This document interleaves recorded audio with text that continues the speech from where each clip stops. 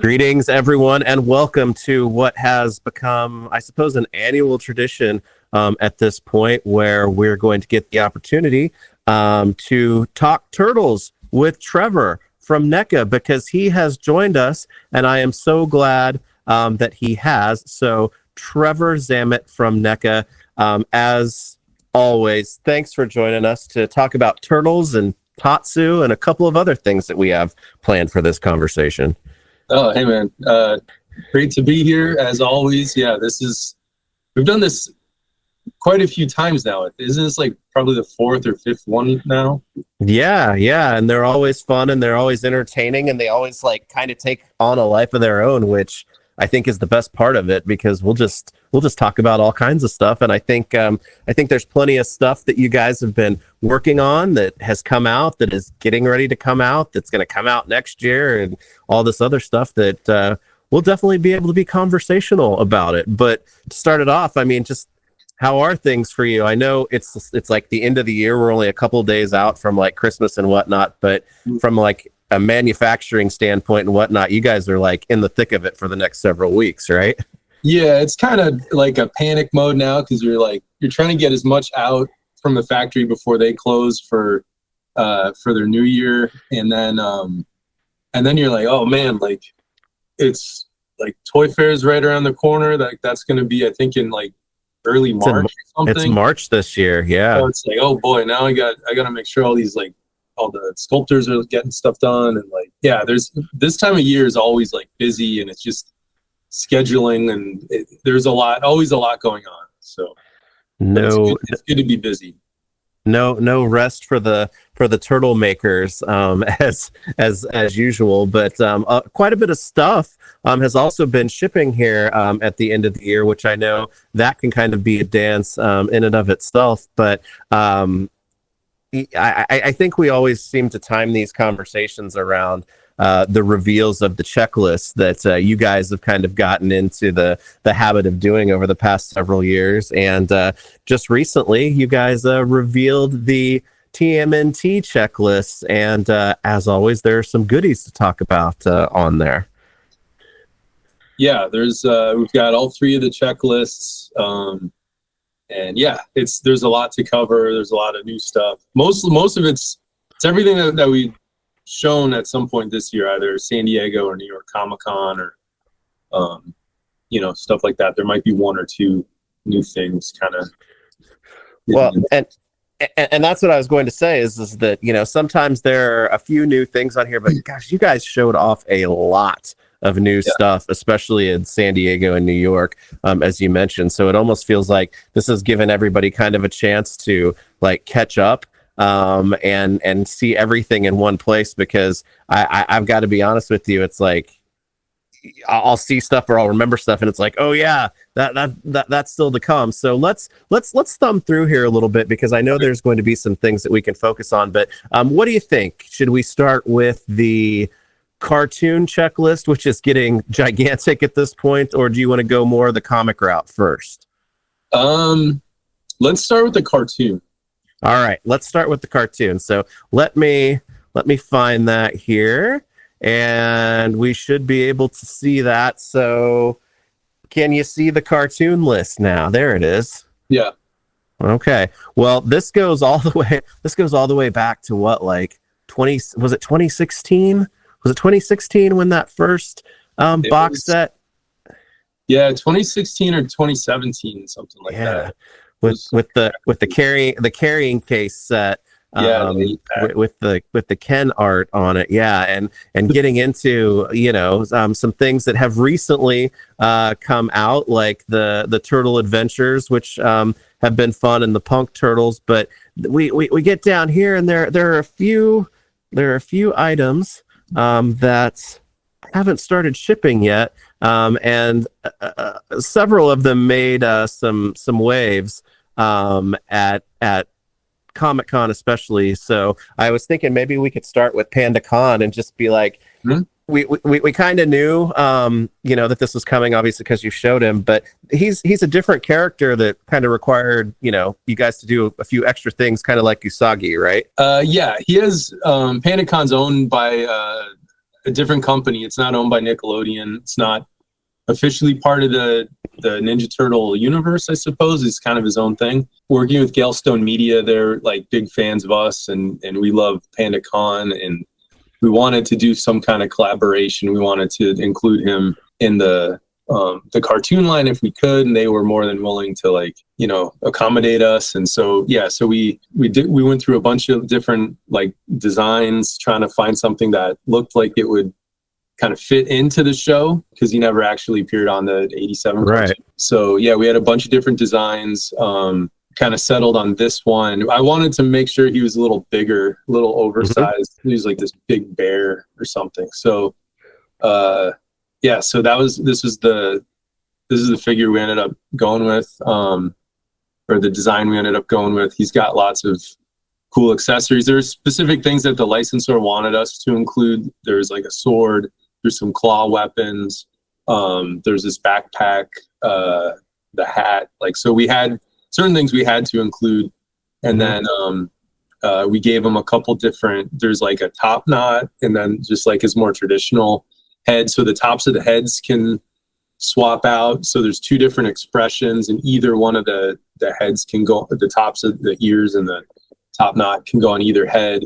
And that's how the hat fits on the head, because it's really hard to get those ears like up inside the hat. So we're just like, let's just chop off the top of his head. It just sits down on there. So the backpack opens up. You can put some of the weapons, some of the accessories in the backpack. So I think production's done on him. I think he's shipped. Wow. He's should be out like early next year. So wow.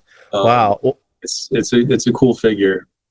Well, I appreciate the design that you guys settled on, because it's appropriate for the character. Like you said, it looks like it fits in the cartoon. But you know, when I was a kid, for some reason, PandaCon and Usagi went together for me in the Turtle Adventures. So it's like he looks like he could have stepped out of like the portal at the same time Usagi did, and it's like they almost go together nicely that way. So it's kind of cool seeing them in that way, even with that kind of association, even though I may have just made that up in my own head. I think a lot of people think that, like, they all kinda, those two kind of go together. So next year when he's out, you'll be able to, you know, reenact all those adventures, all those childhood adventures. Yeah. Well, that's awesome, and it's cool to hear that he's done and he's on the water. And I'm hoping we may get more news about him in the coming year as well, because you guys cover a lot of different I guess sources or media for the Turtles. So seeing him kind of introduced via the cartoon in such a sensible and just like, it just makes sense in this matter. It makes my brain just kind of think about other cool ways that he could be introduced as well, right?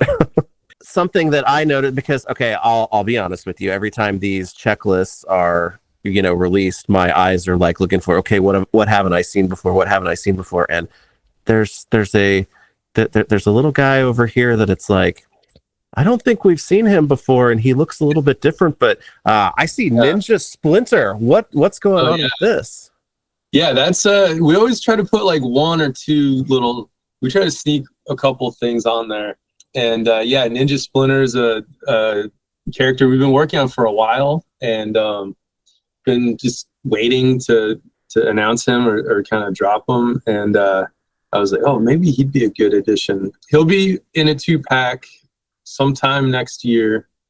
We haven't announced the other character yet, but Ninja Splinter's cool, and it's like, it's from this one episode. It's like the flaming sword of Yuri Kawa or Yuki. Yeah, something like that. There's like Splinter, Shredder, and then I think this other guy all have the same kind of like ninja outfits on, and everyone keeps sneaking in and stealing this sword from one another, and it's kind of obvious it's like Splinter. It's like one of those cartoon things where you're just like the turtles in trench coats. You're like, is that really a disguise, And but yeah, it's cool. And it's like when they draw him with the mask on, his nose is really like kind of pushed down, like the whole, like his snout doesn't stick out as much. But then once he reveals like himself, then all of a sudden he's like back to normal proportions. So we'll include like a regular Splinter head with that, where it's just like he's got his normal snout and everything. But that one, it's like his nose is kind of like pushed in and like flatter. So it's like that funny like cartoon logic that I like, you know? Yeah. So yeah. So he's a cool figure, and I don't know, look for him sometime next year, I suppose. Even having him next to Business Suit Casey Jones on this checklist almost seems perfect, because it's like, oh, you know, Business Suit with his mask still on, and you know what you just talked about with Ninja Splinter. But you know, when I see characters like this, and granted, it is Splinter, so it's a main character, but I mean, we said that this line kicked off in 2016 or 2017. It's been several years now. I have to wonder, like, what does like 2024 Trevor like think about, like looking back at like 2016 and being like, no, now we're out here doing Ninja Splinter. Right? It's always, that is always in the back of my head, where it's just like, we were lucky to get like the 4 Turtles, to get Shredder and like Krang and the Bubble Walker. Yeah. Like, back in those early days, it was like, you know, it was great to just get like those core characters out. And then I remember at one point, like I didn't want to do Bebop and Rocksteady. I wanted to do the Rock Soldiers before them, and really having to like kind of sell that to Randy. Like, let's do, you know, everyone is going to want like Bebop and Rocksteady, of course. But I was like, what if we did like Trag and Granitor? And I think we can like reuse some parts, and like, there's always, you know, and Randy was like, yeah, okay. Cause then we could do like video game versions and the cartoon versions, and like, yeah. But I was thrilled when he said yes to like Granitor and Trag. That was like, I was like, oh, I can't believe. And now we're at Business Suit Casey, Ninja Splinter, like the Napoleon Colossus right above him. Yeah. That was like a massive figure. We made that, and Rex 1. Like, there's just, you know, it's really and the evil version of Rex 1, right? Yeah, well, that too. That one, it's always, if there's a good repaint, or like you can get a second use out of a figure, then there's a good chance we're gonna get that one made. So yeah, that was, I told Randy, I was like, you know, it's a little crazy, but people could army build that evil Rex to have like 3 or 4 or 5. It was like, if people wanted to do that, like they could potentially. So it was just like a couple new parts, a new head. Maybe there was a new chest or something. But yeah, he was, it's crazy where we're at now. And there's still so much in the future that like, it's crazy. Well, that's exciting. And I actually kind of like that you know, pulled Granitor out of that, because when I was a kid, it was like, my 2 favorite things, other than like, you know, actually watching the cartoon and playing with the toys, was like watching an episode, just wondering, is there going to be a new character that has a toy that has never shown up in the cartoon, or are they going to come along? And like, for a character like Panda Khan, that never happened. And I, as a kid, I didn't know that it was, you know, some other, you know, license. You don't know about all and what? Yeah, exactly. Nonsense. Like, exactly. So this is like getting him in the cartoon now. And you mentioned Granitor. It was like, when I was a kid, it was like, I've got Trag. Why do I not have Granitor? Because those guys are awesome together. I need Granitor. I wanted all 4 Punk Frogs. It was just like, that stuff is incomplete. It like drives you crazy. And you know, even when you're a kid, or, you know, back in the day, it's like the idea of them making sort of a Business Suit Casey or some of that weird stuff, it just, you know, Casey in a business suit's kind of boring. And then when we announced that figure like last 2 years ago or whenever it was, that seemed to get the biggest reaction out of like all the new Turtle stuff that year. So it was just like, it's so cool that we can make Business Suit Casey, and everyone's like, yes. But that speaks to the timing of when it's out, because you're right. It's like, okay, when I was a kid, if I were to like go to the store at like Children's Palace or something, and there's like Casey in a business suit hanging on the pegs, I'd be like, well, okay, I know what this is referencing, but that's kind of weird it's like boring. Or like a Bruce Wayne figure. It's just like kids don't want those like boring, just like guys. Yeah. I suppose, you know, just everyday, average-looking people or something. But I don't know. But now that you've like lived with it for 30 years, and you like look back on yourself as a kid watching it, and you're watching the cartoon now, and it's just like, that's so stupid, it's hilarious, and I've got to have it, right? Yeah, it's awesome. And because he has the two different we were able to, you know, you can swap out the arms, you can remove the jacket, so you can have like the casual Friday version. Yeah, so you can do both versions because you can't just do one. So yeah, you know, it's great making this stuff. Well, those I think are the two big reveals, or, you know, not outs yet on here. I'm still on the hunt for the Punk Leonardo and Punk Raphael set, so I can have that season 1 Raphael back on there. But you know, I mean, you said it. They're all 4 of the Punk Frogs. I mean, you know, the Neutrinos, that was a big deal to me. Bugman, you know, this was like, as a kid, you really wanted it. When this line started, it's like, they're never going to be able to get to all of this stuff, only being able to do stuff at cons. And now look how far we have come just for the good guys, right?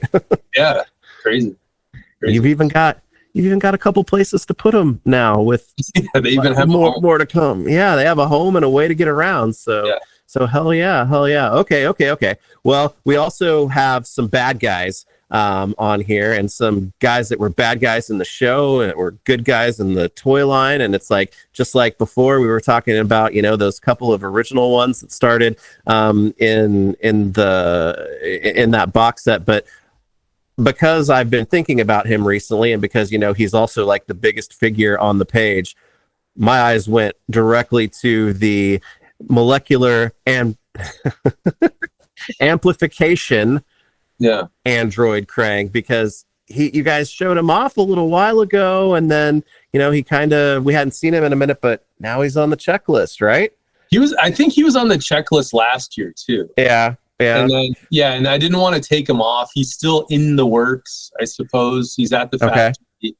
I'm still, we're just trying to figure out like pricing, and he's still a work in progress. I was hoping he'd be out by this year, and it probably is going to get pushed back into next year, obviously. So well, you know, he's not going to like arrive in the next like 4 days. I don't know. Maybe there's a chance, but unlikely. But So that's a big one. It's a cool figure. We're still working on. It's literally a big one, which is cool. Okay, I'm gonna zoom in a little bit, because down here too, I'm gonna kind of go backwards, because I want to focus on, again, a couple of characters that it was like, we've said it so many times already now, it's like, there is no way that these guys are ever going to land in this line. And now Shibano-sama and Creepy Eddie, you guys, I think you showed them off for the first time in San Diego and New York. They are coming out in this line too. We had production samples, deco samples from the factory that we had at New York Comic-Con. For a while, these two, we had sculpted those a couple of years ago, and then they've been sitting in limbo, just waiting for, they're waiting for their time, right?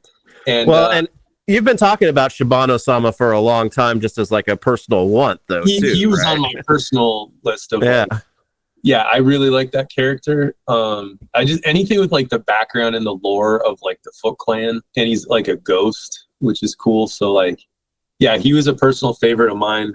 And then so they've made several appearances in the Saturday Morning Adventures comics, and we're starting to like get into those figures now as well. So like once they there's like a Halloween special or something like that, and they've come back, I think, a few times. So once they were in there, I was like, oh yes, we can, you know, it would be a good sort of like jumping in point to the Saturday Morning Adventures figures. So yeah, so they're done. And is that a set too? Are they together? They're in a 2-pack, yeah. Yeah. The Creepy Eddie he comes with a flight stand. Both of them, you can like detach them at the waist and then plug in like a little like ghost tail. Creepy Eddie's suspenders are removable, because in the show, like when he's human form, he's got suspenders. When he's in his like ghost form, the suspenders magically disappear. So we wanted to make sure it was like as accurate as possible. The cool thing with Creepy Eddie, I think is the first time we've done this on a figure, at least with like the turtle stuff, is he's got like a ball joint in his hat. So you can kind of like rotate his little bowler derby. Like it kind of pitches, like rotates and like, you know, kind of goes from side to side. It's like a weird, pointless little extra piece of articulation. It's not really necessary, but it just kind of helps a tiny bit when you're like posing him. You can like that can give a lot of personality, you know. It's yeah, like, there's is he ready for things. fighting? And yeah. So so the hat's not glued in place, and the hat's not just sitting there so it can fall off. It's got a little like double ball joint or something. That's so awesome. Kind of rotates around. And then Shibano-sama's got the little urn as a little base that like his tail can plug into, and he can stand. And he's got a tail, he's got legs. So they're both really cool. That's awesome. And again, it's like, you know, talking about the adherence to, you know, the details with the suspenders of Creepy Eddie. That's like a cement, you know, accuracy and attention to detail moment within this line. If it wasn't already felt with a lot of the figures that you guys do, it certainly is now with that, because that's pretty rad, man. But it's like, I would say, okay, well, where do we go from here? But man, that cartoon, especially in some of the later seasons, they got into some weird stuff, and there's some crazy things and characters still out there. Yeah, there's still more. Well, and okay. Well, then one of the crazy characters. All right. So anecdotally here for just a second. So Tatsu, as a kid, I remember getting a figure of him and being like, okay, I mean, this is fine. This is a line with like crazy, you know, mutants, but here's a sumo wrestler with, you know, decals that you can like put on there very poorly and whatnot. It's like, all right. But then when he showed up in the cartoon, man, he was like one of the craziest, weirdest, creepiest characters on the whole damn show ever, because he was like really a hamster. Turns out he was a hamster all along. And I mean, looking at it now, it's like, yeah, for the point in time where the show was and whatnot, that really does kind of track with all of that. But here he is finally in his beautifully grotesque cartoon form. Yeah, he's cool and he's big.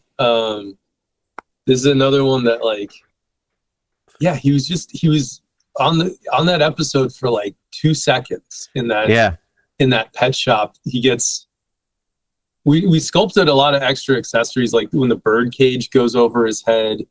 We had originally sculpted that, but it didn't quite fit right. Like the way it's drawn in the show and the way it physically like fit on his head didn't quite work. So, and then he ended up being so expensive that we just had to, I was like, we can't cut the hamster. Like he needs, it's like his him and the hamster, like we cut everything else fine. And then, but we need to include the hamster with him. I think he has like an extra set of hands, maybe. He's got the hamster, and then I always loved the character Worm, and then I was like, he's kind of like animated, I guess, in that some clips online. So it was like he does kind of exist in animation form, and I was like, both of them are kind of like blink and you'll miss them kind of characters. So I was like, we'll put these two together, because these are sort of like, you know, fan favorite vintage toys. And so him and Worm are coming out in a 2-pack together. Worm's got a a mallet and a wrench. He's got like bug eyes that like you can unplug the eyes and then stick in these like torpedo looking like bug eyes. He's got like an extra like worm tongue thing that kind of like plugs into his mouth. The tail, his like tentacle leg is like there's a bendy wire in that, so you can you can pose him a little bit. So well, that's a big deal, because, you know, he wasn't on the show like PandaCon and, you know, some of the other stuff that you guys have been doing. So being able to like see him realize not only in like a new figure, because I mean, we haven't had a new figure of Worm in a long time. But also this is kind of just the way of, as you said, there's some clips online of some things, but like getting him in cartoon form as well. And I think that's cool too, because I look through like my vintage collection. It's like, man, he was never on the cartoon, or neither was he. It's like, be really cool to see some of these guys in cartoon form. And here's Worm and Tatsu. So yeah, I mean, there've been a few way out 2-packs in this line so far, but this one's probably going to be competing for like the most way out 2-pack yet, right?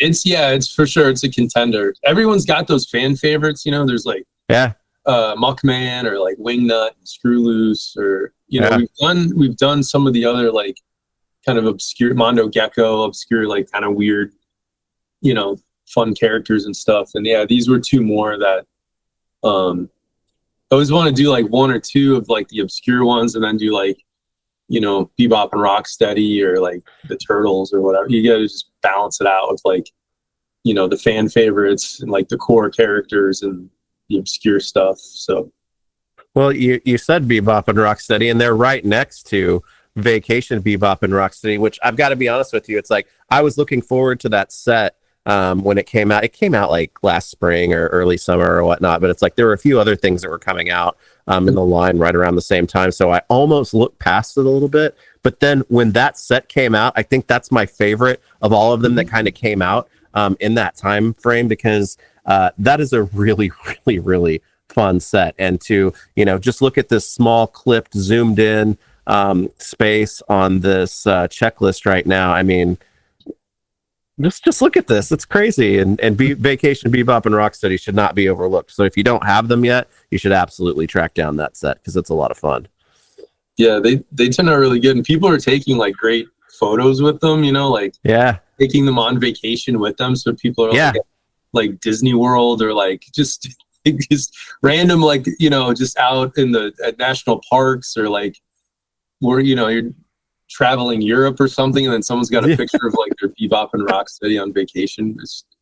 Those ones, like, I didn't think about it when we were working on them, and I was just like, oh yeah, like how cool is that? Like, just take them with you, like on your family trip, like stick them in the suitcase, and take them with you. That's perfect. Well, because now that we have those, and we have all 4 of the Punk Frogs, it's like we need like Don Johnson, Miami Vice, Oroku Saki now too, to go with them. So when you go vacation in like South Florida, you can take him with you for your vacation pictures. It could be a whole subline of just characters on vacation. Like, who knew we needed that? But I mean, that would be definitely Instagram famous figures as far as that goes. But so much cool stuff. The you know, ultimate version of Shredder, which it was time, right? I mean, the original figure, you know, holds up great, and there have been a couple versions of that original sculpt, but much like Slash, it's really cool to get a new version of Shredder now too, with new articulation and maybe some like more accurate details to it, right? Oh yeah, he's long overdue for an upgrade. So the original one, it was just like we were reusing parts from the original like Mirage figure, and it was, you know, so the armor wasn't quite right. Yeah, this one is like all new sculpt from head to toe. I think there's like 3 different heads, and then he's got all the fun like weird accessories from the show, like the chef hat and the ISR helmet, and there's like it's this amulet thing that he wears. I think when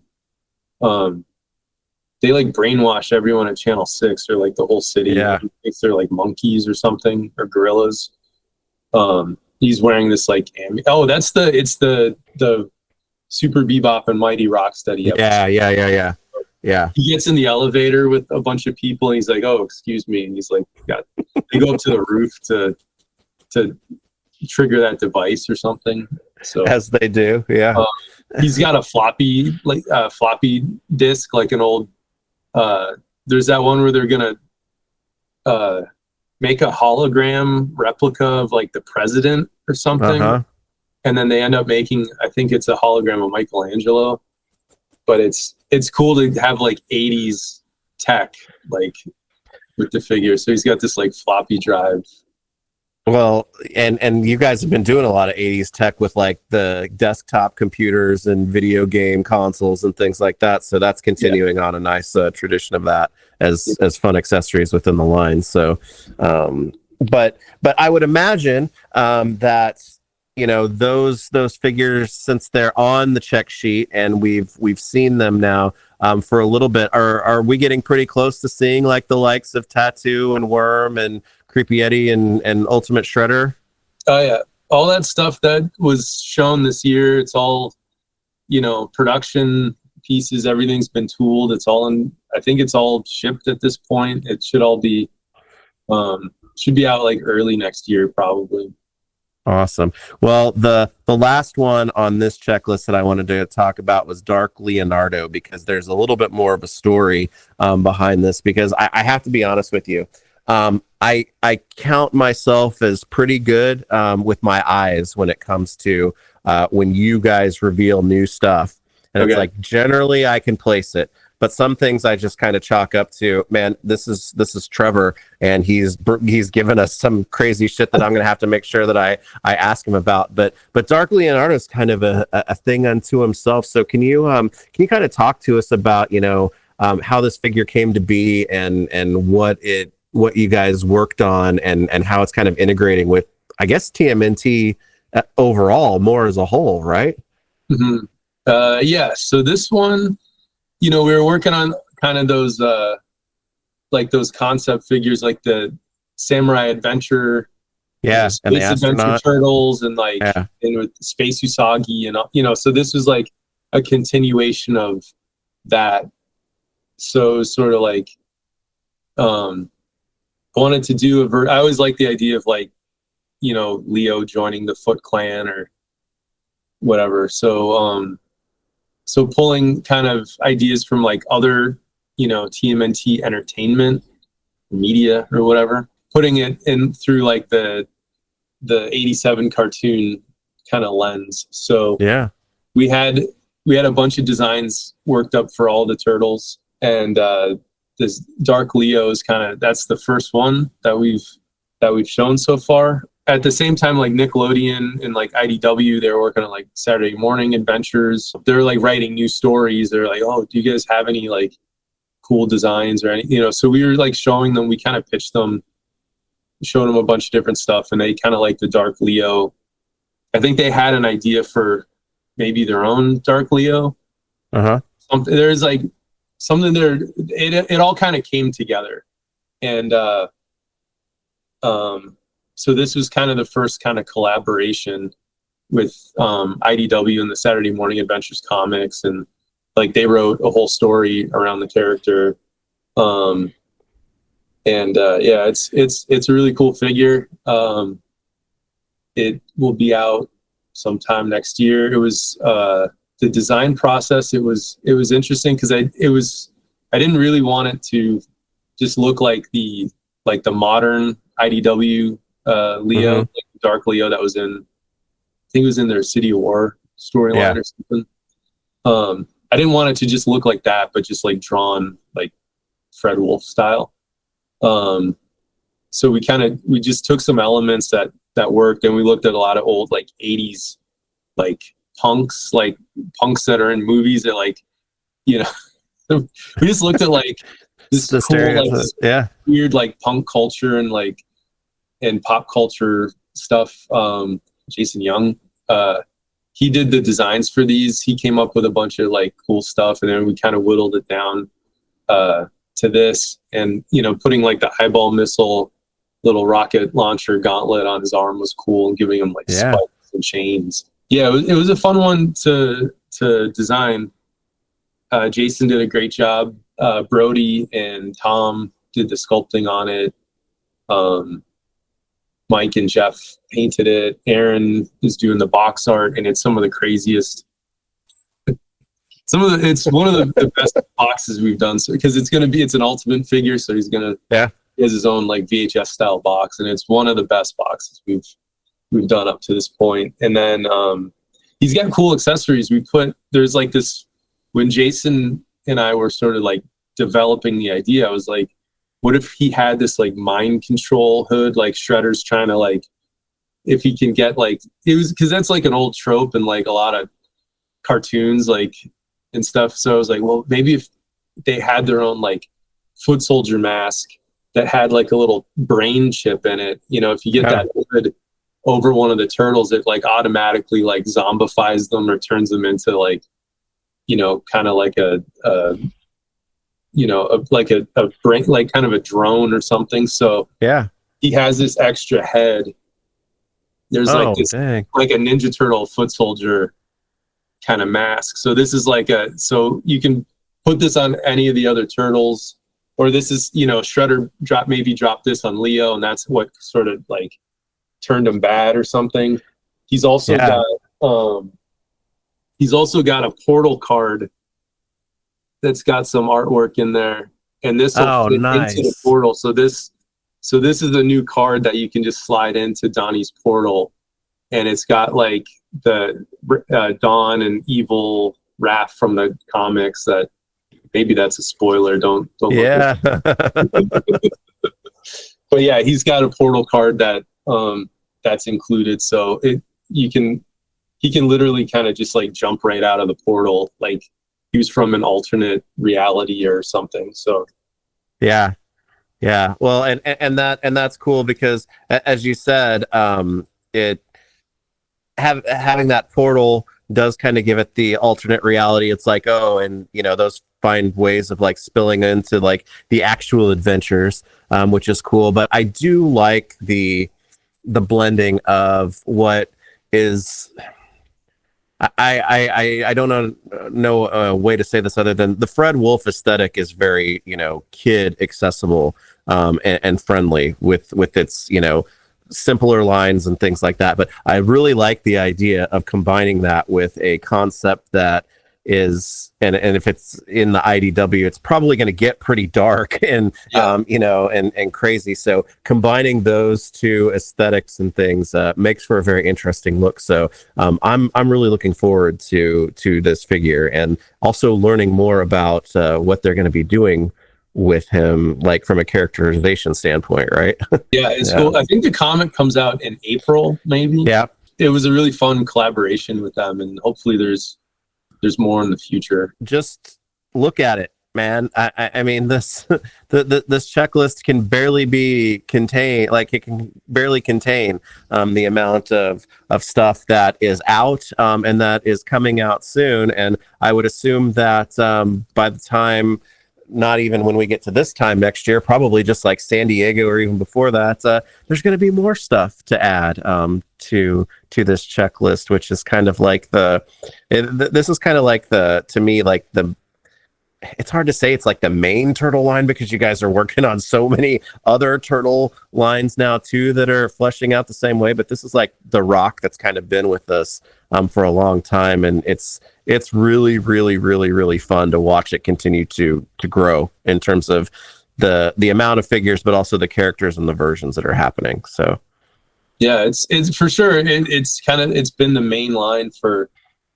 quite a while, but yeah, there's the comics is kind of quickly catching up to it, and but yeah, there's still with the cartoon line, there's still like a lot more we have planned. There's a lot more characters to do, so hopefully people still enjoy the line. They want to like keep supporting it, because as long as people like this stuff, we're going to just keep making it. So there's still lots more to do, so hopefully should have a couple new things to show at Toy Fair next year. And yeah, they're like San Diego and New York Comic-Con, there's always we've got lots more plans. So awesome. Well, you're definitely helping support it, as we kind of mentioned before, with the street scenes and the sewers and whatnot, because there's lots of real estate to jam all kinds of characters into at this point. But you did mention the comics, so I think like your magical powers of segue make it perfect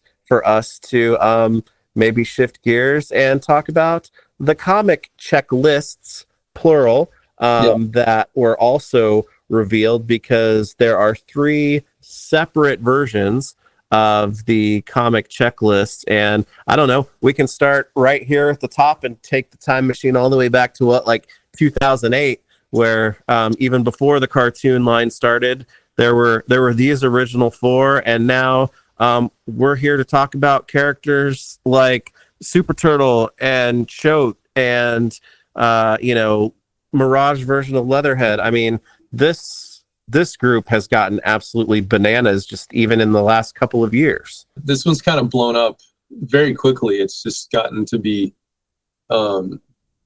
it's a lot of fun to work on. The comics just go so deep, and there's just so many versions. Like there's just I keep finding like there's just more and more to do, and yeah, these are a lot of fun to work on.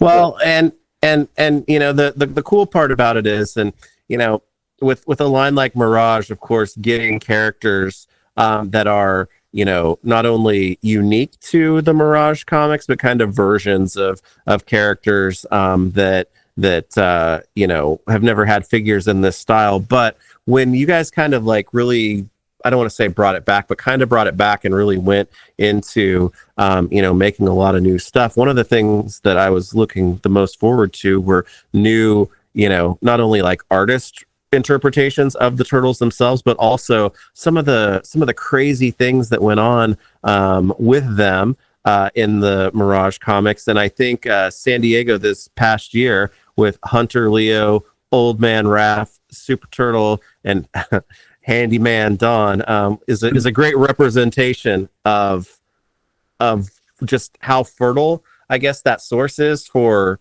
being able to keep the main characters refreshed so uniquely. There's lots to do. They had a lot of different looks and lots of artist interpretations, like you said. So there's lots of places you can go that I guess maybe are, I don't know if they're like unexpected or just, a lot of this, it hasn't been done in toy form before. So Domoids were a little unexpected, but I got to say, I'm glad to see them, man.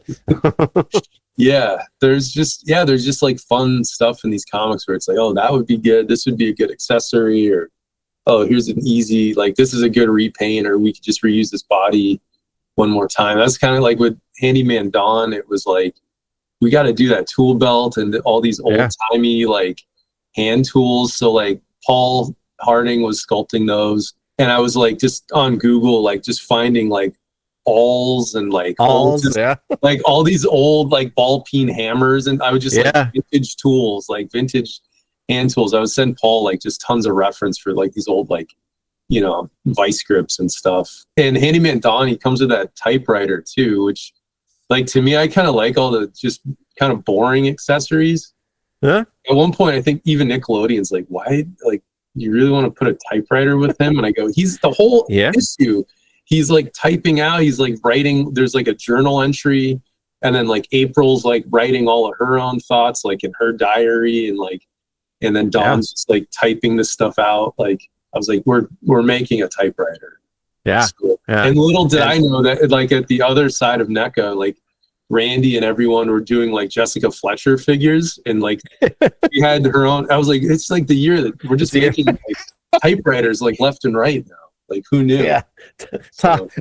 Typewriters, floppy disks, and ball peen hammers. I mean, that's what we got. Yeah, it's all coming back. That shit was actually built to last, so that's good to good to see them still in use. And I have a feeling that the typewriters aren't going to just stay uniquely to the characters that they're released with, because I think with action figure photography and whatnot, there are many wacky ways that you could get a typewriter into a scene with some figures out there. So but that's some of the best, like the most fun with these is just you know, even just including one or two accessories that, you know, someone is just going to buy this, like maybe just for this one thing, and you can get so much use out of it with other stuff. So yeah, it's always great to just like include a couple, like there's certain things that, oh, I've just always wanted like a little payphone accessory. Yeah. Like, so we put one in with, you know, they're carrying it around in Secret of the Ooze, you know, so like just getting like bags of chips or like a bowl of popcorn, or just like those kind of accessories are just fun to include because you can kind of use them for anybody. Yeah. Well, this group like goes very well together, even though they're, you know, very, very unique to like the storylines that they're following. But it was cool to see, you know, like Old Man Raphael and Hunter Leonardo. I mean, those are I think some of the coolest stories that those individual characters like have experienced in the comics ever. So, but much like we were saying with the cartoon line, it was like, I'm not sure if we'll ever get to those, but here we are. but the Domoids, man, I mean, were there conversations around that, or was it pretty much, okay, yeah, let's do them? It's like, because I was I remember seeing them at San Diego. I was like, holy crap, seriously? Because I couldn't even remember what they were called. And now seeing them in toy form. Those, it was like, so it's like Super Turtle, he's only in that first panel in like in that one issue, and it's just like, well, what are we gonna put with him? It's just Super Turtle by himself. It's like kind of lame. And just like with Mousers, it's like the more Mousers you can kind of put in with like other characters, and then make like an accessory pack or just like a little army builder kit of Mousers, like great, because then people can get a bunch. So like it was like, oh well, he could be kind of like a slightly more like deluxe figure. We'll put like a regular Domoid, a battle damage one, because just like swapping out just the dome basically and giving him slightly different deco. So that kind of like enhances or just makes him a little cooler. And then he's got a couple other accessories. I think there's like a manhole cover. There's like a camera and so like a dumbbell or like some weights or something.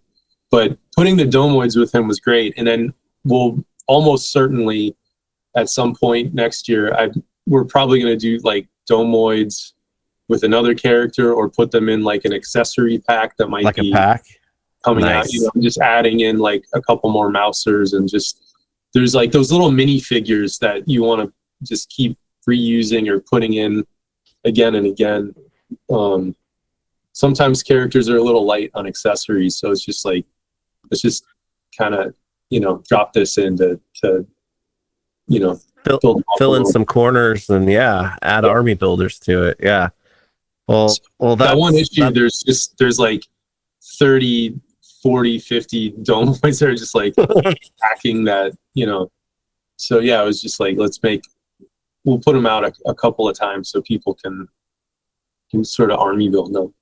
Yeah. That's crazy, because I mean, let's just I don't have to zoom out very far on this checklist to be like where we have gone in this year. We've gotten Kirby to Domoids to, you guys just put the Mirage version of the gigantic Leatherhead up for pre-order too, which is really, really cool. And he's a big dude, so I know he's like at a price point that's a little bit above what, you know, the standard figures are on this. But if you haven't seen this figure in person at a show, he may be the biggest one in the line so far. Is he bigger than Zog? If not, he's right there, right? He's bigger than Zog. Yeah. With the tail and everything, he's got 2 heads, 2 or 3 sets of hands. So he's pretty like, you know, fully packed with like a lot of stuff. And he is just like, I think he's as tall or bigger than Zog. He's kind of like hunched over. So, but yeah, he's really big. And the tail has like a bunch of articulation in it, kind of like our old our Godzilla toys were, or like they had their tails like double ball joint in like every segment. So the tail's very posable. The jaws the mouth is hinged. So yeah, he's a really cool figure. And we're also getting a new version of April, which is cool because I mean, we haven't had an April in this line in many like almost 2 decades. Yeah, I hate to say that. Oh my god, yeah, I guess you're right, because that was like 2008 or 9 when that first one yeah because she was the year after the turtle set, right? So yeah, that's right. Holy smokes. Yeah. So yeah, finally got a new April. And yeah, she's super cool. Again, not like a lot of accessories with her, so I was like, oh, there's the Utroms in the comics are so cool, and there's like the Professor Obligato stuff. I was like, yeah, maybe we could like put one like a Professor Obligato just with his little hat. Yeah, with his little hat and his pipe and everything. I think he has more accessories than April. He has his little archaeologist, like his little brush. He's got like a spray bottle. He's got a pipe. He's got his hat. I think the hat's removable. That's amazing. It's sort of like the old Palisades figures where like there's Ren and Stimpy, and then they would come with a log, and the log is packaged in its own little in its own card like type of thing. Yeah. It's like a figure. It's funny because I had several of those, but over time it's like I only have like Mr. Horse and the logs now. Like the logs, I kept all of those. So yeah. Well, that's awesome.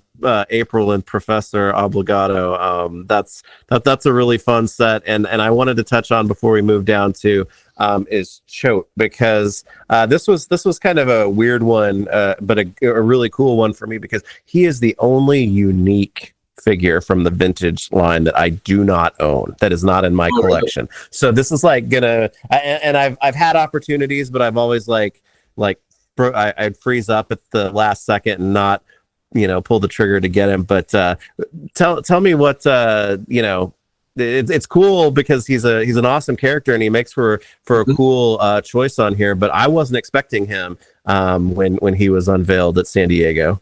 Oh, really? Okay. Yeah. Well, he's basically just like, this guy. It's just another cool it's always like, let's do a couple ninjas. Yeah. We've always got to have a couple turtles, and then let's do like a kick-ass monster. Like so Rat King. We did Rat King. Yep. We've got a couple Triceratons now. We did Leatherhead, and it's just he was sort of next in line of like the cool kind of kick-ass looking like monster characters. He is awesome. He's also like he's a pretty like decent sized figure.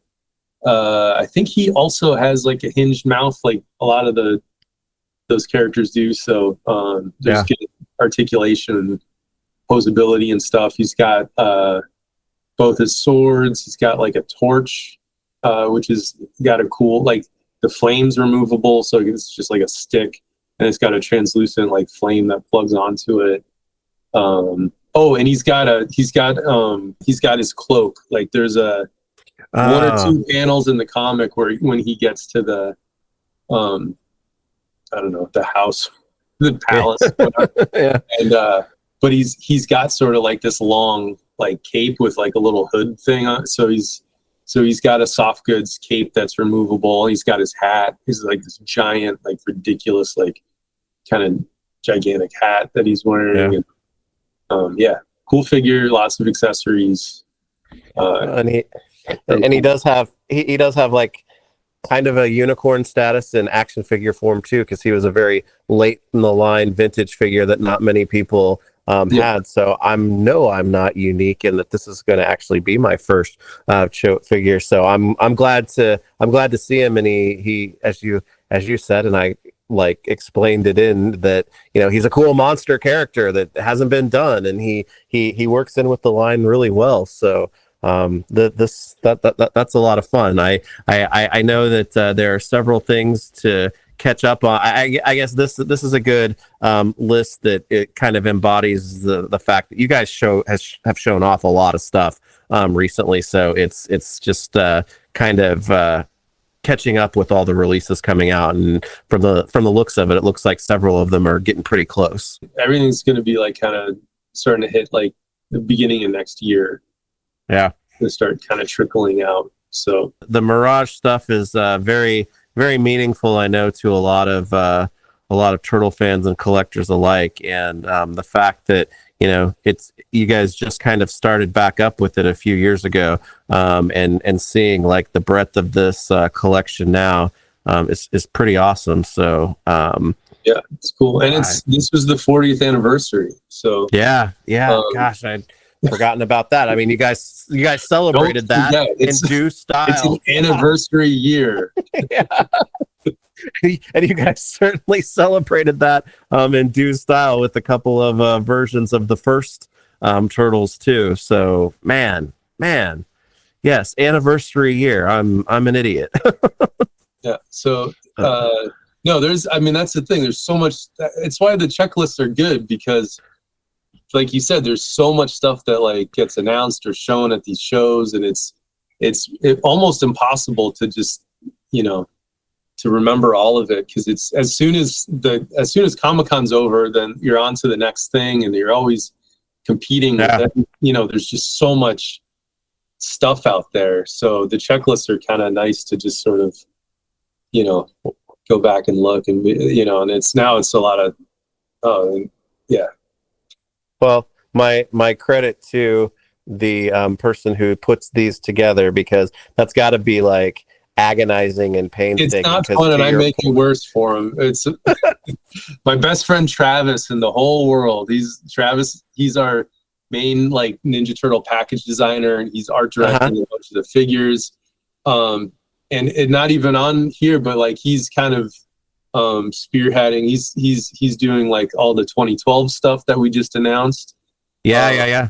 But yeah, Travis is the one that puts these together, and I think this one, like, we would look at it and then we'd try to rearrange stuff, or we just constantly, he goes, how's this look? And then I would send it back and tell him to like just reorganize this or add another character in, or there's a lot of back and forth on these checklists. So it's and then trying to, like, Travis, we photographed a lot of this stuff. He did himself, because a lot of the figures now they're painted digitally, and I don't want to put the digital paint masters on here. I'd rather have like a production piece if it isn't just like a traditionally hand painted thing. So so Travis, so I'll lay everything out and kind of pose them a little bit, and then so Travis is like photographing, he's clipping all the photos, and then we're trying, what's the name of this character? Like, what did we actually call it on a package? It's like, is it Shredder? Is it the Shredder? There's always like a million things, and it all has to get done within a couple weeks or like a month. Yeah. Even when we started working on these, I think in, I don't know, maybe October or something, and it still just was not enough time. It's and just keeping it all straight too, with all like, okay, not missing anything or whatnot, because you put a checklist out into the internet world with something left off of there, and you'll hear about it until the next checklist comes off. We did that last year. Like, we forgot to put Leatherhead on last year's checklist. Yeah. People just assumed it was like the figure wasn't happening. It was just like, no, I forgot, like, because there is so much stuff. It's just like, yeah. And then with Mirage too, there's like IDW colors, and there's classic colors, and there's black. Yeah. So it's a lot to keep track of. It is. But yeah, Travis does all this. Travis is great. I don't know what I'd do without him. Well, yeah, kudos to him, because not only is it cool to look at, but it is a useful tool and resource for everyone to help keep track of things. So yeah. All right. Well, additionally, we arrive at the Last Ronin, which I want to go back a few years and say to my, like, self, it's like, did you really think that this was going to be like a one figure like tribute to, you know, the new comic series when you guys unveiled like the first one and then the second one, and now we're off and running to a gigantic action figure line, and there is so much going on, and so much that has come out, but so much that is getting ready to come out, not just from like a figure standpoint, but a new character standpoint too, right? Yeah, this easily just could have been a one-off thing. We just made Ronin, and then we just went back to doing cartoon and movie figures. But you know, luckily, like Randy just, if it's cool, then we're just gonna keep kind of going with it. Yeah. And the comics were so great, and they're so popular, you know, and it was fun to work on something that was new, because everything else we're doing is like, you know, 30, 40 years old or whatever. Yeah. So, yeah, working with like Ben Bishop and with Kevin on this stuff, like Kevin would send us like all of his sketchbook stuff for Ronin, and, you know, collaborating with Ben when he's doing all the packaging art for us. And, it's been a super fun project. They're just such cool versions of the figures that like, or the characters that like, they just look like action figures, you know? Yeah. So how could you not just keep going with this? Because everything in that book is just screaming to be like a toy. So, so we just kept making them, and people seem to like them. And it's just like the other stuff, it's just kind of blown up, taking on a life of its own. Well, I know we saw, you know, some ones that people were yelling for a long time to get us, you know, April and then Casey Marie with like the motorcycle. But, you know, the 3-pack group down here, those are up for pre-order now, I think via the NECA store. But this list, I mean, correct me if I'm wrong, this list probably carried the most in terms of like new reveals that we haven't seen yet, right? Yeah, possibly. The 3 Nightwatcher brothers, Leo, Mikey, and Donnie, those are at New York Comic Con. April is brand new. Pretty sure Casey has not been shown yet. When we knew that the Ghost Brothers were going to be up on the NECA store, like a couple weeks ago, I was like, Travis, okay, we're adding those to the list, because they're going to be online before the end of the year. I'm just picturing Travis is like, you know, that gif of like Matthew McConaughey from like True Detective, where he's like looking at his phone and like smoking the cigarettes, like, all right, we gotta add more. Yeah, it's kind of like that with him, for sure. So, but it was just, as far as the layout goes, it was nice to have a couple, like have those 3, because it fills out it was looking a little sparse like a month ago. Yeah. And then it was not like anymore. Yeah, and like Mike got the Nightwatcher April, that just was painted like the other day. Really? Mike finished it, I saw photos, and I was like, all right, cool, we can like, let's just put all 5 Nightwatchers on here. That'll be cool.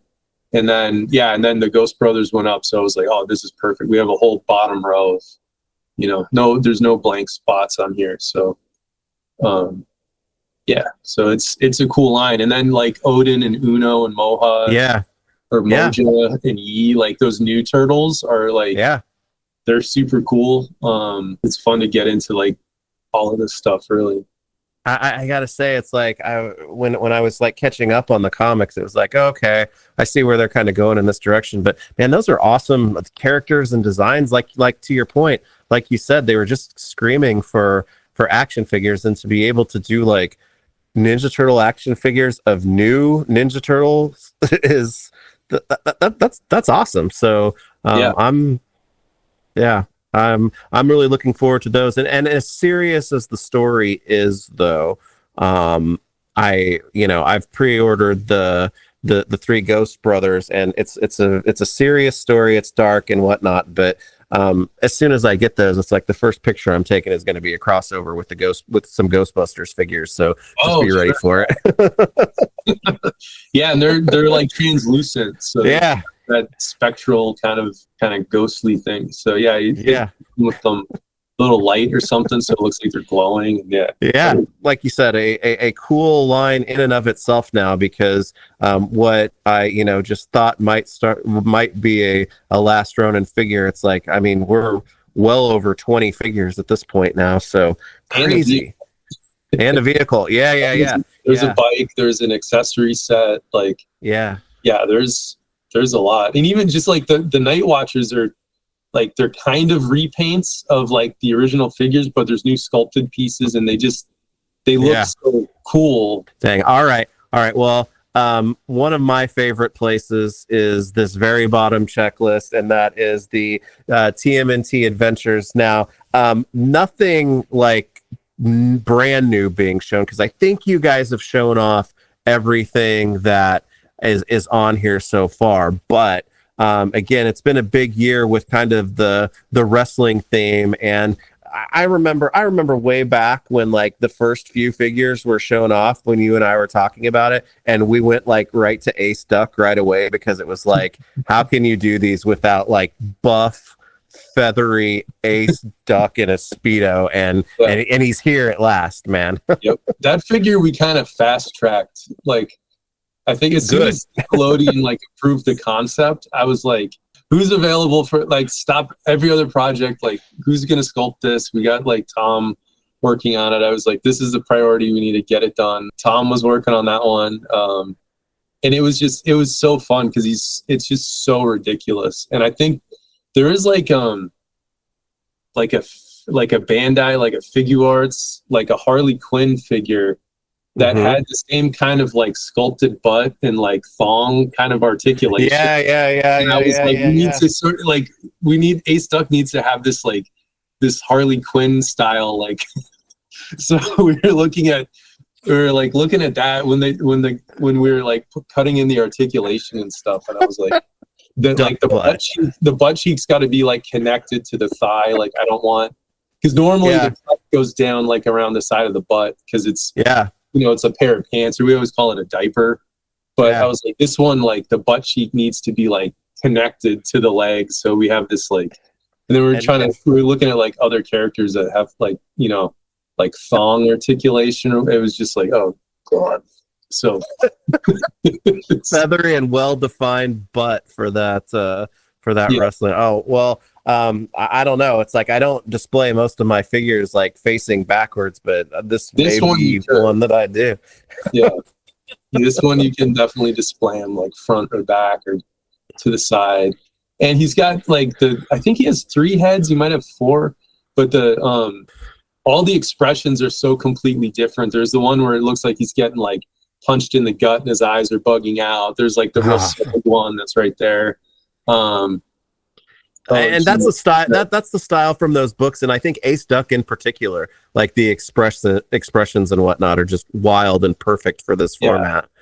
Yeah. So he's it's such a great figure. He's like so much fun. Well, it's cool to be continuing on with the stump wrestling format, but also Wingnut is also helping us kind of continue on with our Mutanimals theme that's going on at the same time with this, and he was definitely one of my favorite reveals at San Diego. I think, or was it New York? Okay, you saved him for New York. We saved him. We didn't save him, actually.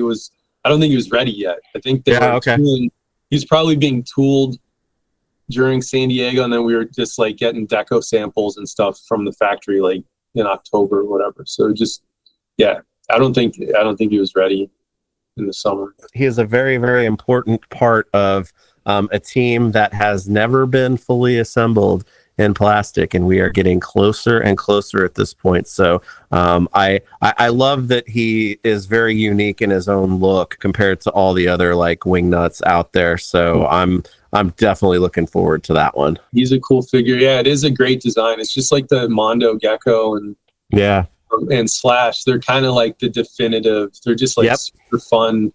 Mondo and Slash for sure. When you look at those, just like, this is like the perfect version of these guys. So Ace Duck might be that version too. It might be too. That is kind of the thing with the Archie turtle line, is like yeah, the designs that like Ken and all those guys were doing were just they were so cool. And like Belly Bomb too, like that ended up being like a super fun figure. Stefan was able to like, you know, engineer a lot of the extra articulation, like the moving eyeball and the hinged mouth. Because originally Brody had sculpted it. We had just like an open and a closed mouth that you could swap out. And Stefan was able to figure out how to get like a mouth that would open and close, like a hinged mouth, and there's like articulation on the tongue. He's one of my contenders for, because this is another time of year where everyone puts lists together of like their favorite figures of the year, and he is a strong contender for my favorite figure of this past year. And a lot of it is due to, you know, those embellishments and articulation things that you guys were able to pull off with him. Now, the cover variant, is that something that's going to be released like specially or uniquely or exclusively? Yeah, I should know that. I'm pretty sure it's going to Walmart. He's blue, so I get it. It could be.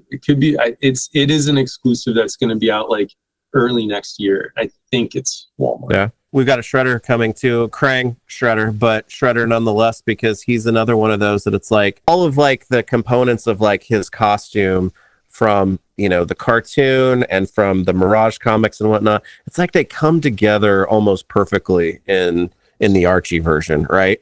I think so.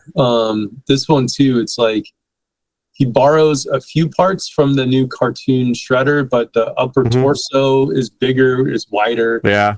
The feet, the armor is all different because it's got like there's like a rib or there's like piping or like an edge around. I think it's like there's a bunch of new parts. He does have a Shredder head as well, but we're just showing it with. I like it better with the Krang, on his head. So, but there is, if you buy the figure, he does come with an actual Shredder head, and it's a totally different sculpt from the cartoon Shredder. It's got like a bigger, wider, like mask, like faceplate thing. This is some of my most favorite things going, and it's hard for me to say, oh, my favorite, you know, turtle line or iteration or whatnot, because we've been talking now at length for a while about all of these different lines and all the cool figures that are in it. But there's just something about these adventure ones that it's like, I don't know, they're the ones that like I think bring the biggest smile to my face, and it's like they always take longer to actually get on the shelf because they're at my desk for like weeks, because I'm just I mean the wrestlers, I think the wrestlers, I have them on my shelf now, they've only been there for like 2 weeks because I've just been playing with them for months. So people seem to really like the wrestling turtles, which is cool. You know, those are fun because it's like those two, they've never really had figures before, and I knew there's fans of those. We get lots of requests for that stuff, but once that 4-pack came out, it was like people were just like going nuts over them, it was awesome to see. Like, well, and I heard that online as well, but my dad lives like 30 miles away from me, and there's a Target by him, and so whenever I go and see him, I'll stop at that Target if there's stuff that I'm looking for. And I remember going over there, and it was my first time like seeing them, that set in person, like on the shelf somewhere, and they were probably, I think there were 11 deep on that set, and I just like it took less than a month and they were gone.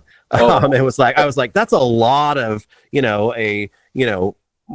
not pricey, but more expensive set, because it's a 4-pack at retail, and they blew out of them really fast. So I was like, yeah, these people have been waiting for these forever. This has never been done. 30 something years waiting for these, so. Yeah, what, 1, 2, like four checklists with so much Turtles going on, and I know more to come. I would ask you how you keep all of it straight, but I think that's just like something genetic that you have, like you only have like the ability to do is keep all of this straight in your head, and no one else is going to be able to, we have to lists do that. But there's like post-it notes I keep on the wall here to this one says our con receipts. That was like from 2 years ago.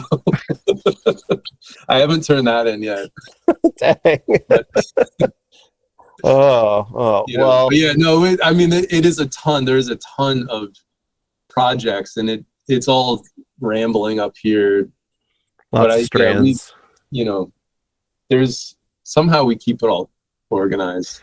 Well, and to your point, you guys are kicking off 2012 stuff. So I just kind of think, like, if you're a turtle fan and you like action figures, if there's not something out there for you within these checklists at this point, I don't know what to tell you.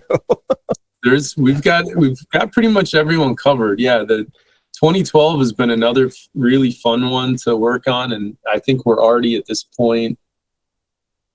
There's about 10 figures, maybe. All the turtles and a couple of villains. Everything's already at the factory, and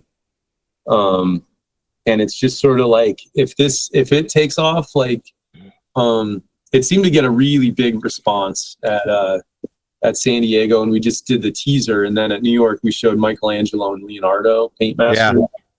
I don't know, people seem to really be into it, so if people like that, then it's just, we could just go well crazy with that, just like we have with like Mirage and everything else. So absolutely. And what that series and that line did is there are a lot of like brand new awesome like villains from that show that I mean they were original to that show, so it's like, man, ooh.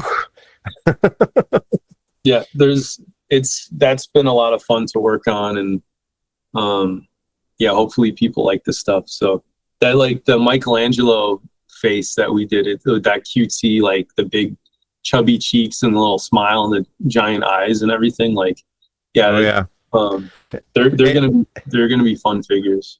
I saw that and I was like, that's absolutely perfect. And then my brain like went right to, well, of course, I'm positive there'll be a Donatello like April look, April, there's like there's one of those heads. And then Leo, the one I was really excited about with Leonardo was like giving him like the meditation head. So it's like, there's not a lot of figures we've done with like closed eyes or anything, like they're just sleeping or whatever. But I was like, I was like, that would be cool. Like, never done that with Leo before. And it's, so yeah, where each figure has like 2 or 3 different heads with them, and a bunch of accessories, and it's going to be a fun line. Well, and I mean, we didn't even get into like the movie stuff, because we had to like say, okay, we're going to focus on these for now. So there's even more of that stuff to come, but I wanted to shift gears a little bit here and kind of like give a tribute to the movie stuff, because I have had my Tatsu figure now for a few months, and this is like, I don't ever keep anything in the box, or I'm pretty impatient when it comes to opening stuff, but I wanted to save this for a conversation with you, because you and I have had the opportunity to talk offline kind of about the histrionics and adventures that came with making this figure a reality. And every time we talked about it, I was like, when the figure comes out, I would love it if we can kind of talk about this story, because it's like there's like an image out there. It's like, oh, he was never going to happen, and this and that. And it's like some of like the fiction took on, wild directions and whatnot. But I kind of wanted to talk about your experience with bringing this figure to life, because it was a lot more than just hey, this is a cool character, now let's do all of the action figure development stuff to make it happen, because you literally did go on some adventures to make Tatsu happen, right? Probably more than any other figure. For sure. It's been a journey. I just remember when you were like, you would like send me messages. It's like, hey, so I went and I went to his studio and all of this stuff. So can you kind of like maybe start it off from, I guess I would tee it up with, you guys were of course interested in making a Tatsu figure because he is a critical character from the first movie. But when that started, you knew that you had to get some likeness things locked down and whatnot. And I would say that the adventure really started there, right? Yeah, any of the actors like in the movie, we can't make a figure of a character without their permission, without likeness rights from them or their family or whoever's like, holding their estate or whatever. So yeah, Tatsu has always been my favorite character from those movies. And, but it was just like trying to track him down or get a hold of him was exceedingly difficult. And for a couple of years we tried and just couldn't get a hold of him. And then it was like, well, maybe he just does not want anything to do with this. And then, so it's like, well, we'll respect his like privacy because we just didn't know, we just couldn't get a hold of him. It was like, there was not a yes or a no. It was just sort of like, just total kind of radio silence. So like, I have a really hard time like letting stuff go. It just sort of like gnaws away. Like, just want to know, like, why can't, So yeah, we were trying to like get a hold of him. We couldn't. And at one point someone just sent me like a DM that was like, I'm friends with like his son. And like, this guy was just like, I collect the toys that you guys are doing. And I know you're like a Tatsu fan.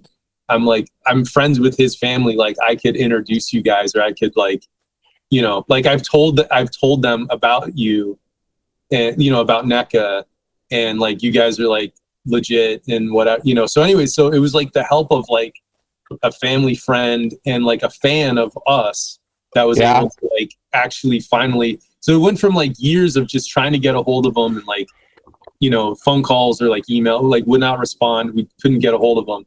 And then it was just like someone that was buying the figures and knew like, oh yeah, you guys should make a Tatsu figure. So at that point I was kind of ready to just give up. And then this guy sent me a message and I was like, we have nothing to lose, but I just said, okay, great. It was like a stranger on the internet. So you just don't know. And I was like, I go, yeah, sure. Like if you can put us in touch with him, I was like, that'd be great. And so once that happened, we had a deal with him like within like a week. The guy had given me his son's email and I had talked with them and we set up a time. I went over there and met with them, met the family, and then it went from years of nothing to just and I was texting Randy. I go, it looks like this is really going to happen. And Randy's like, that's awesome. It's like, it's been, like we've been trying for forever. So yeah. So within like a week, we had everything worked out. And then it was like, we're going to start sculpting this thing. And then that took a long time too. Like the actual process of making the figure probably took another 1.5 or 2 years. Intricate. He's intricate. His costume there was crazy. A lot. So there was like trying to just line up like sculptors, like everyone's schedules, because the guy May that had sculpted it, he was working on a couple other projects for us, and then it was just like when he, when his schedule was open. So May sculpted it, did an awesome job. Trevor Grove worked on a couple head portraits. But then we got into the clothing, because I knew all of that. Like his outfit is so elaborate that it wouldn't quite look right if it was all sculpted. I was like, this one it needs to be a combination of like soft goods and sculpted pieces. So then we kind of had to wait until the figure was tooled up and we had it in plastic to like build all the do all the tailoring on it, and it all needed to be custom. We couldn't just source like these striped things, so it was all like custom artwork that we had to print. We'd go over there and like, or I'd go over and talk to Mr. Obata, and like he'd tell me these stories. He doesn't have, I don't think he doesn't remember what happened to the costume, but he said they basically like created Tatsu, like they had offered him the role of Shredder originally. Yeah. He was not interested in it because he didn't want to have his face covered up. So they're like, oh, you'll be like his henchman or his right-hand man. But he told me he went to the audition, just like his normal clothes are like samurai clothes. Like he has like a denim vest that's like a tailored like samurai vest, and then he's got like a leather one and like all this. So basically like Tatsu's outfit in the movie was just based off of what he wore to the audition. But he said amazing. Like he said like the sleeves, they made the sleeves way too long. Normal like samurai sleeves aren't quite as baggy, but everything was kind of just based on like him and his clothes. He doesn't remember what happened to the costume. He had some behind the scenes photos that he let me borrow. And then yeah, he was just like he's super cool. Going to meet him and it was very scary, like going over there and actually meeting him, because he was this guy that like I've been obsessed with this character since I was a little kid. And then you're going over and meet the actor, and they always say like, don't meet your heroes or anything. And he couldn't be nicer. His family's super cool. You know, but when you say his studio, you mean his martial arts studio. Yeah, like right? his dojo. Like he is a real life martial arts master and trained his entire life. He has like a samurai like family lineage and stuff. And he's like a legit. And it's like, that's the thing with the movies that's kind of frustrating, is like he never got to really do anything like to show. Like we went to his dojo, and like him and his older son, like they will just put on like a demonstration. Like they'll get like a bunch of like he has this like what the sword accessory with that toy is his actual sword that he had like built when his son was born. Like that, the sword, the sheath, I took a ton of photos of the sword. I was like, we can shrink this down, like make, Tatsu didn't have a sword in the movie, but like, this is important to you. Like we could put some of these other things in here. And he was like, yeah, that'd be great. I have all these pictures of the sword. He's had it for 40 something years now. Yeah. He's like a legit, like martial arts master. There was like this, like ninja, some kind of like training, like a test where if you could like move your hands in like two different directions at the same time, it's like a weird, like this hand has to go this way. This type of thing. Yeah. And it's like a like 2% of people or less can do it. And if you can't, it's so we're saying I almost did it like once, and then it's so weird. So we would just sit there and hang out, and he'd tell stories about like samurais, and like when he was still living in Japan, he did a lot of like television and movies over there. So he had trained with like all of these different people. So he's just got this fascinating life, and he couldn't be nicer. He couldn't be cooler. And so I'd bring him over. I'd like show him some of our toys. And then I would just keep them up to date with like the sculpting and the painting and the tailoring and trying to make sure he was happy with how the figure was progressing. And so the whole process took another 1.5 or 2 years, but just any excuse to like go over there and like hang out with him, I'd take it. So yeah, it was, but yeah, I think after like the first or second time I went to the dojo, I called you and I was like, I met Tatsu. Yeah. Is the one, oh God, which time was it? There was one time when I was actually there on the anniversary of like the movie. It was like March 30th, like, the day the movie had premiered. And I was like, this is crazy to be sitting at like, his dojo on this. Yeah. So I really wanted to like just. I remember that because you were like, I think because you texted me, it's like, this is the anniversary of like the movie, and I was like, oh yeah. And then it's like, this is where I'm at. Yeah, it was crazy. So it was, but yeah, his family's like super cool, and they were really happy with how the figure turned out, and it was quite everyone that we work with Ninja Turtles is cool. Like Judith is amazing. Yeah. Kevin Eastman is like incredible. Ernie Race Jr. Like every Ken Scott and like everybody that works on Turtles is awesome. Like all the artists that we've met.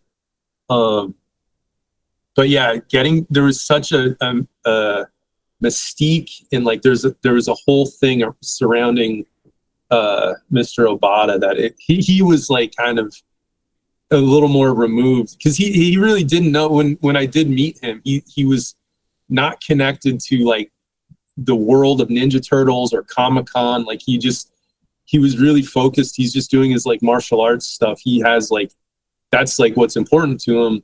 So he just wasn't aware of like all this other stuff. And he had asked at one point, he was like, is something going on with Turtles? Because he's like, I get a lot more requests for like, you know,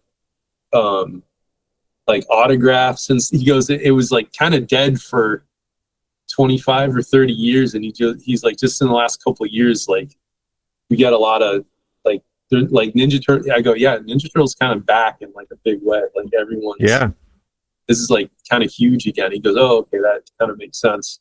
So he just wasn't aware of it. But luckily, like one of his son's friends kind of knew about the stuff that we were doing and was able to like connect us. So, yeah, it was quite a journey to get there. Well, I appreciate you sharing it, because the whole time, because I got this like story, a lot of it in like just bits and pieces as kind of it was happening. And I started to think about it. I was like, okay, at this point, you know, you've been to his studio, you've seen like old photographs, and I remember you talking about the sword and whatnot. It's like, this figure is rad. It's so cool. The authenticity of it. It's a perfect addition to, you know, the wider collection, but it's like the story behind how this happened is just as good or as the figure itself. And I was really hoping, you know, to like let people hear like how this happened, because I mean, to your point, people who work on Turtles and I'm sure other people that you've had a chance to work with or meet, you know, it's always an experience, but this one just seemed like it was way beyond, you know, the normal type of, you know, relationship or process for when this type of thing happens. It was. Oh, and he gave me, I think on the second or third time I went over there, he gave me this like training stick. It's like something I think the students get, you know, for like practicing with like swords and everything, but it's all it's not that one. That's like not that one. One of their, like, that's from bamboo. That's like one of the bamboo like training swords, which that was a cool thing to include too. I'll send you a picture of it, but it's like the staff. He said if you put a rubber tip on the end of it, you can use it as like a walking cane. You know, you can carry it on like at airports and stuff. But it's like this wooden stick that you can use for training. All the students, kind of like an entry level thing, but it's all hand painted, written in Japanese. But he like gave this thing to me as like some like his token of appreciation or he liked me, I guess, which was super cool. And I was just like, oh my God, like this, I was like, I can't believe I have this like this wooden sword from like, you know, from Tatsu. I was like, this is just freaking nuts. So so that was cool. And then we took once we hired Aaron, we had final I had to bring over some samples, so we had like final production, like in packaging and everything. And my girlfriend had like heard all these stories about me going over there. We had watched all of his movies. We watched like Showdown in Little Tokyo and like oh God, I forget, but we watched like a bunch of his movies, just preparing and, you know, doing this. So she really wanted to go over and meet him. So, and Aaron was like, you got to take me to like Tatsu. So I was like, okay. So when we had the final samples, we all drove over there one night. And then the same thing, like when Rachel and Aaron were there, it was like, he was almost like he did not care about the toys. He just wanted to like tell us about, like, he just wanted to do like everything else. He just, he'll hold court when you're there, and you just sit there and listen. He's just amazing. So then and they did this, like, they got out these big, like these poles. They did this like stick fighting thing. He was like running at Rachel like with a spear, like he was gonna impale. It was just like so we got all these pictures and stuff, and it's so much fun going over there and just like hanging out. So yeah, it was quite an experience. You can't fit all of that on like the back of a package of like, you know, the adventures of how this Tatsu figure came to be. But it's such a cool, like I said, it's such a cool story. And I just remember, like, as I was hearing it, I was just like, you know, that the whole time. So I'm hoping, and I'm positive that there are people out there that are going to feel the same way. But it's just it's really cool to be able to now have this on the shelf and be like, this is a perfect little plastic, you know, facsimile of Mr. Obata and Tatsu. But then think about, you know, him and the story of how this came to be, because I don't know if I have an action figure that I can put so much of a story behind at this point. So that's pretty awesome. There's a handful of figures that like something went kind of awry. Like there's always a few figures I can look at that I remember like where I was, you know, working on this project at some stage. But yeah, the whole journey with the Tatsu figure was crazy. And then like we tried to keep it a secret, and I really, really wanted to just, you know, announce it at Comic-Con. Yeah. And then the way it all like got unveiled, it was like frustrating at first, but then it was also just kind of hilarious how like there was like a shipping manifest that had leaked and people thought it was kind of bullshit. And then and then this blurry photo, like a freaking, like a Bigfoot. It's photo. Always the first photo. It's when like, stuff is leaked, that's always that first. It's just like, photo. And then people are like, that's not real. Like it couldn't be real. And all these people are like sending me messages and stuff, but it was just like it was like a blurry UFO Bigfoot kind of a thing. And it's just like, if you're, you know, and then, so then those things ended up on like, out in the desert on Offer Up or something. The whole thing was just like from start to finish, it was hilarious. So like even at Comic-Con, I didn't put Tatsu out until I think Friday. So people were like buying them in the stores, like they had hit Walmart at that point, but people still didn't seem to believe it was real. And then I didn't put them out on purpose until like I think it was Friday. So people would come to the booth looking for like Tatsu or some kind of announcement, and it wasn't there. And I was like, I don't know. And people were like, oh, it's at Walmart. And I go, is it? I don't know. Well, admittedly, it's like if you've been in this business hobby or whatever long enough, it's like, you know, stuff gets leaked all the time, and a lot of it is like right at the very end, right before it happens. So I'm used to that. But I remember like being actually like upset, angry, sad that it happened, because we had talked about, you know, how you were going to do it at Comic-Con. But then to your point, I was like, you know what? This is just like another page in the wild history of this figure, and how it was like it was actually happened and people still didn't want to believe it. So it's like that's the perfect way to kind of finish the journey of the movie, when like, you know, they're showing like the crime wave in New York, and like there's that whole box full of like the truck full of product, and the guy turns his back for 2 seconds and like the whole truck's empty. And I was just like, it's kind of perfect that like the leader of the Foot Clan, you know, it was like his stuff that all got swiped, and like it should just like ended up like, you know, on Offer Up or what, just like random, you know, it's just, it's all kind of just hilarious that this, like the way it all kind of came together. So, you know, leaks are kind of inevitable. It's going to happen, you know, it is kind of what it is.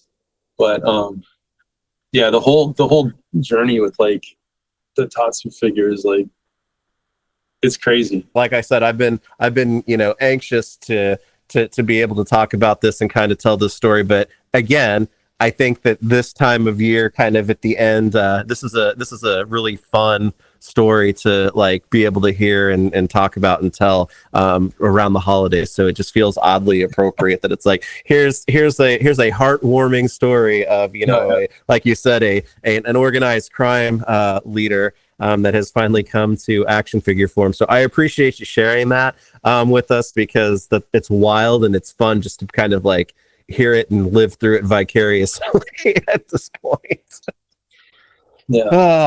Well, Trevor, I really appreciate that you have once again taken a lot of time to talk with us about Turtles.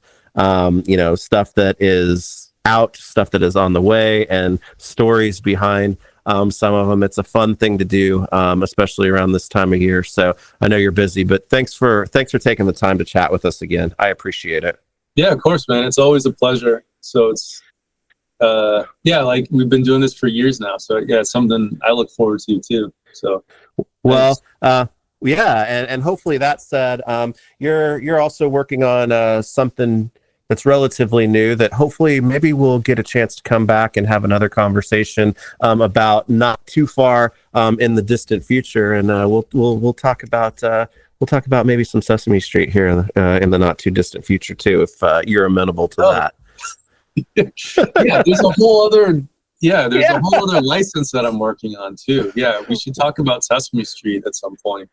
Yeah, well, I'll get that set up and we'll do that. But for the time being, talking Turtles and Tatsu is always a good time. So again, thank you very much, and thanks to everybody who spent the last couple hours with us chatting about the stuff that's a lot of fun that we love, and there's a lot more coming soon. So I appreciate it.